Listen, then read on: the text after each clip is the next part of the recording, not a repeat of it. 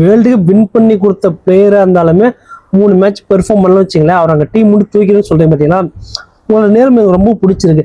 ஆனால் அதே Ishan கிஷானும் 3 match perform பண்ணல, அவரை தூக்கிட்டு அவருக்கு பதிலாக வேற ஒரு பிளேயரை ரீப்ளேஸ் பண்ணுறதுன்னு இல்லை, அவருக்கு முடிய சான்ஸ் கொடுத்தீங்க. அயர்லாந்து அகேன்ஸ்டா இந்தியா சீரீஸ் சொத்தே கிடையாது.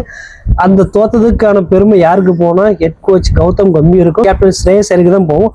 ஸ்ரேயஸ் ஐயர் கேப்டன் பதவியிலும் தூக்கிட்டு அவரையும் நீங்கள் ட்ராப் பண்ணிருக்கலாமே. அப்போ அவங்களுக்குலாம் ஒரு நியாயம், சஞ்சு சாம்சன்லாம் ஒரு நியாயமா?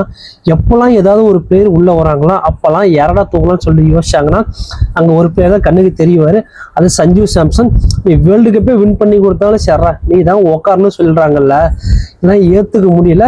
அவர் வந்து பயங்கர ப்ரெஷர் இருக்கிறாருப்பா, அதெல்லாம் அவரால் சரியாக பெர்ஃபார்ம் பண்ணவங்கன்னு சொல்கிறாங்க.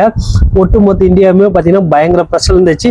விராட் கோலி இல்லாமல் இப்போ இந்தியா வின் பண்ணுன்னு நினைக்கிறப்ப சோலோவாக நின்று மேட்ச் வின் பண்ணி கொடுத்து இந்தியா செமிஃபைனல் போகிறதுக்காக வேர்ல்டு வின் பண்றதுக்காக இருக்கட்டும், one and only reason Sanju Samson தான். 19 வேர்ல்டு கப் எல்லா மேட்சும் பார்த்துட்டு இருக்கிறேன். எந்த ஒரு பிளேயருமே வந்து குவார்டர் ஃபைனலாக இருக்கட்டும், செமிஃபைனலாக இருக்கட்டும், ஃபைனல் இருக்கட்டும், இந்த 3 இன்னிங்ஸ்லையுமே வந்து மேட்ச் என்ன விளையாண்டதே இல்லை. அப்படி எதனாவது ஒரு பிளேயர் 3 மேட்சுமே வந்து பெர்ஃபார்ம் பண்ணியிருந்தாருன்னா அவரோட பேர் கமெண்ட் பண்ணுங்க, நான் வந்து வருத்தம் தெரிவிச்சுக்கிறேன். நான் சொன்னது தப்பு தான்னுட்டு. ஒவ்வொரு இந்தியன் ஃபேன்ஸும் நீங்கள் பண்ணுறது துரோகம். அவரை ஏன் ட்ராப் பண்ணீங்கன்னு ரீசன் தெரிஞ்சாகணும்.